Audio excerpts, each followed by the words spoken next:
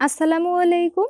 ছোটবেলায় খাওয়া অন্যান্য খাবারের পাশাপাশি মচমচে রসালো এই খাজাটাও অনেক বেশি জনপ্রিয়।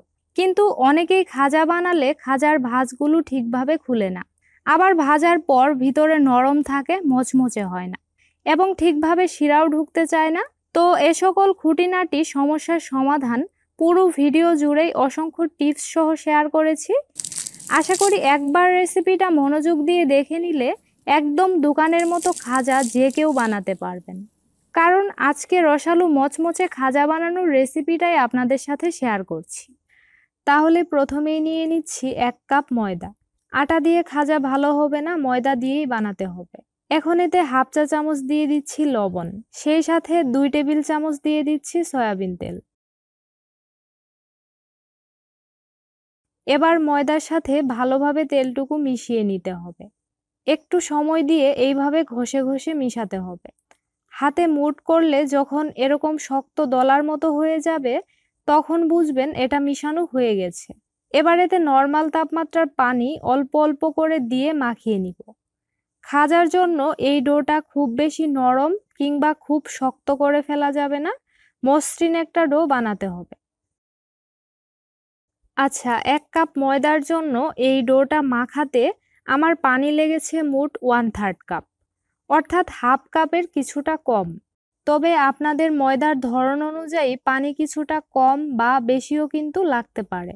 অল্প অল্প করে পানি দিয়ে আন্দাজ মতো মাখিয়ে নেবেন, তাহলেই হবে। বাটিটা পরিষ্কার হওয়া পর্যন্ত আমি এই ডোটাকে মাখিয়ে নিয়েছি। তারপর ঢেকে রেস্টে দিয়ে দিচ্ছি 15 মিনিটের জন্য। এই ফাঁকে চলুন খাজার শিরাটা বানিয়ে ফেলি। তাহলে শিরার জন্য 1 কাপ দিয়ে দিচ্ছি চিনি আর হাফ কাপ পরিমাণ দিয়ে দিলাম পানি। সুন্দর ঘ্রাণের জন্য কয়েকটা এলাচ দিয়ে দিচ্ছি। এবার চুলার আঁচটা মাঝারিতে রেখে এই শিরাটুকু জাল করে নিতে হবে। খাজার জন্য আমাদেরকে এই শিরাটা খুব বেশি ঘন করে ফেলা যাবে না, আবার খুব বেশি পাতলাও না। অর্থাৎ শিরাটা জাল হওয়ার ফাঁকে ফাঁকে কিছুক্ষণ পর পর চামচে তুলে ঠান্ডা করে এইভাবে হাতের আঙুলে একটু চেক করে নেবেন। যদি শিরাটা আঠালো চটচটে মনে হয়, তাহলেই বুঝবেন খাজার জন্য শিরাটা তৈরি করা হয়ে গেছে। 1 তার কিংবা 2 তার কোনোটাই করতে হবে না, কারণ শিরাটা যদি বেশি ঘন হয়ে যায়, ওই ক্ষেত্রে খাজার ভিতরটা রসালো হবে না, আর ঠান্ডা হলে খাজার শিরাটা জমে চিনি হয়ে যাবে। আবার শিরা যদি বেশি পাতলা করে ফেলেন, তাহলে কিন্তু খাজাগুলো মচমচে থাকবে না, দ্রুত নরম হয়ে যাবে। আশা করি বোঝাতে পেরেছি। আমার শিরাটা হয়ে গেছে, আঙুলে নিলে আঠালো চটচটে অনুভব হচ্ছে।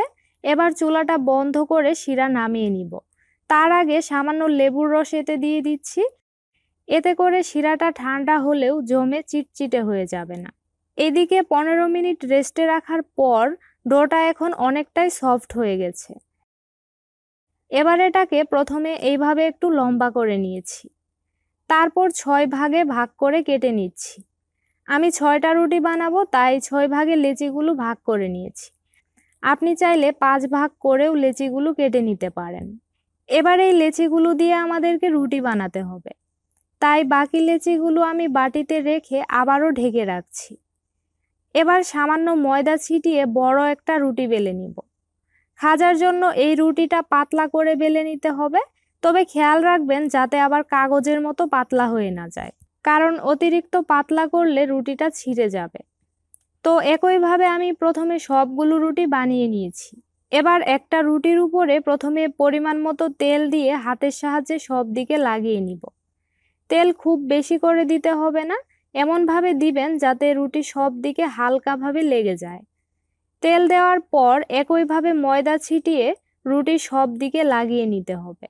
ময়দার বদলে কেউ চাইলে এখানে কর্নফ্লাওয়ার দিতে পারবেন। ময়দা এমনভাবে লাগাবেন যাতে রুটিটা একদম শুকনা হয়ে যায়, অর্থাৎ তেলের কোনো ভিজা ভাব রাখবেন না। ঠিক এইভাবে করে তেল আর ময়দা লাগানোর কারণে যখন খাজাগুলো আপনি ভাজবেন, তখন লেয়ারগুলো স্পষ্ট হয়ে বোঝা যাবে। একটার সাথে আরেকটা লেয়ার লেগে যাবে না, আর অনেক বেশি মচমচে হবে। আচ্ছা, তেল আর ময়দা লাগানোর পর এর উপরে আরও একটা রুটি দিয়ে দিচ্ছি। তারপর একইভাবে আবারও তেল আর ময়দা লাগিয়ে এর উপরে আরও একটা রুটি বসিয়ে নিতে হবে। ঠিক এইভাবে করে আমি মোট 5টা রুটি এখানে বসিয়ে নিয়েছি।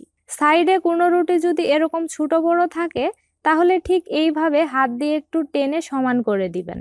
5টা রুটি বসিয়ে নেওয়া হয়ে গেলে সবার উপরের রুটিটাতে শুধু তেল লাগিয়ে নিয়েছি, ময়দা দেওয়া যাবে না। আচ্ছা, এবার যতটা সম্ভব টাইট করে সবগুলো রুটি এইভাবে মুড়িয়ে রোল তৈরি করতে হবে। আর একটা কথা বলতে ভুলেই গিয়েছিলাম, সেটা হচ্ছে সবার প্রথমে যেই রুটিটা বসাবেন সেটা অন্যান্য রুটির চেয়ে কিছুটা বড় রাখবেন, তারপরের রুটিটা তার চেয়ে একটু ছোট রাখবেন। এভাবে করলে হবে কি, রোলগুলো করার পর দেখবেন নিচের রুটিটা এরকম হয়ে থাকবে, তখন খুব সহজেই রুটিটা টেনে আটকে দিতে পারবেন। আর হ্যাঁ, এখানে অবশ্যই কিন্তু পানি দিয়ে ভাঁজগুলো ভালোভাবে একটু ভিজিয়ে আটকে নেবেন, না হলে তেলে ভাজার সময় খুলে যাবে। এবার 2 সাইডের অসমান অংশগুলো কেটে প্রথমে মিল করে নিয়েছি, তারপর 9 ভাগে আমি এটাকে কেটে নিয়েছি। ভুলবশত কাটার সময় ভিডিও ক্লিপটা নেওয়া হয়নি। আশা করি আপনারা এটা দেখে নিশ্চয়ই বুঝতে পারবেন আমি কাজটা কিভাবে করেছি। খাজার লেয়ারগুলো কিন্তু এখনই স্পষ্ট বোঝা যাচ্ছে, রুটিগুলো একটার সাথে আরেকটা লেগে যায়নি। দেখুন, ভাজের এই অংশটা কিন্তু খুলে গেছে। এটাকে এই অবস্থায় রেখে দিলে তেলে ভাজার সময় নিশ্চিত খুলে যাবে, তাই আবারও পানি দিয়ে আমি ভালোভাবে আটকে দিব। এটা কিন্তু খুবই জরুরি একটা কাজ, আপনারাও অবশ্যই পানি দিয়ে ভালোভাবে এটাকে আটকে দিবেন।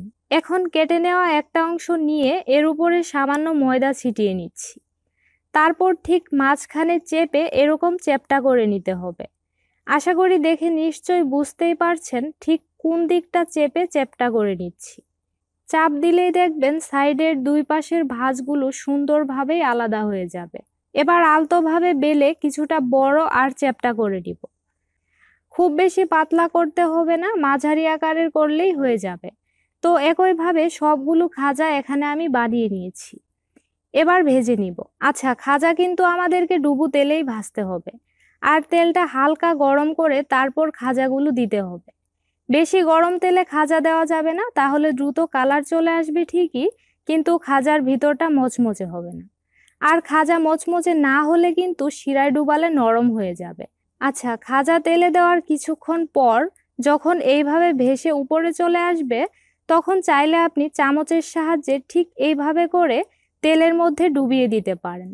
তাহলে গরম তেল লেয়ারগুলোর ভাঁজে ভালোভাবে ঢুকে খাজার ভাঁজগুলো আলাদা হয়ে যাবে। প্রতিটি ভাঁজ চামচের সাহায্যে এইভাবে আলতো করে ছাড়িয়ে দিতে পারেন, তাহলে দেখতে অনেক বেশি সুন্দর লাগবে। আমি কিছুক্ষণ পর পর চামচের সাহায্যে প্রতিটা খাজার লেয়ারগুলো আলতোভাবে একটু ছাড়িয়ে দিয়েছি। দেখে নিশ্চয়ই বুঝতেই পারছেন খাজার ভিতরের প্রতিটা ভাঁজ কিন্তু আলাদা হয়ে গেছে। তো দুপাশে ঘন ঘন উল্টে পাল্টে এই খাজাগুলোর মধ্যে যখন সুন্দর লালচে কালার চলে আসবে তখন এগুলো নামিয়ে নিতে হবে। আর চুলার আঁচটা কিন্তু অবশ্যই কমিয়ে আমাদেরকে এই খাজাগুলো ভেজে নিতে হবে, তাহলে খাজাগুলো ভিতর থেকে মচমচে হবে, মুখে দিলেই মিলিয়ে যাবে। আমার এই খাজাগুলোর মধ্যে সুন্দর লালচে কালার চলে এসেছে, এবার তেল থেকে তুলে নামিয়ে নিব। এখন যদি খাজাগুলো আপনি মাস জুড়ে সংরক্ষণ করতে চান, তাহলে এ পর্যায়ে পুরোপুরি ঠান্ডা করে যে কোনো এয়ারটাইট পাত্রে ভরে রেখে দিবেন। খাওয়ার আগে শুধু শিরাটা বানিয়ে খাজাগুলো শিরায় ডুবিয়ে তুলে নেবেন, তাহলেই হবে। আমি যেহেতু সংরক্ষণ করছি না, তাই কিছুক্ষণ আগে বানিয়ে রাখা শিরার মধ্যে একে একে খাজাগুলো ডুবিয়ে নিব। এই শিরাটা এখন কুসুম গরম অবস্থায় আছে। ঠান্ডা শিরার মধ্যে খাজা দিলে শিরা ভালোভাবে ভিতর পর্যন্ত ঢুকতে চাইবে না, আবার বেশি গরম শিরার মধ্যে খাজা দিলেও কিন্তু খাজা নরম হয়ে যাবে। তাই অবশ্যই কুসুম গরম শিরার মধ্যে খাজাগুলো ডুবিয়ে নিতে হবে। আর খাজার মধ্যে ভালোভাবে শিরা ঢুকে গেলেই সাথে সাথেই তুলে নিতে হবে, বেশিক্ষণ রাখা যাবে না। তো একইভাবে সবগুলো খাজা শিরার মধ্যে ডুবিয়ে নিয়েছি। দেখে নিশ্চয়ই বুঝতেই পারছেন একদম বাইরের খাজার মতোই দেখতে হয়েছে। প্রতিটি ভাঁজ আলাদা হয়ে আছে আর খাজার ভিতর পর্যন্ত শিরা ঢুকে গেছে। শব্দ শুনে নিশ্চয়ই বুঝতেই পারছেন একদম মচমচে হয়েছে। এই খাজাগুলো মুখে দিলেই মিলিয়ে যাবে। চেষ্টা করেছি একদম পারফেক্টভাবে খাজা বানানোর জন্য পুরো ভিডিও জুড়ে অনেকগুলো টিপস শেয়ার করতে। আশা করি আপনাদের অনেক কাজে আসবে। আজ তাহলে এখানেই বিদায় নিচ্ছি। আল্লাহ হাফেজ।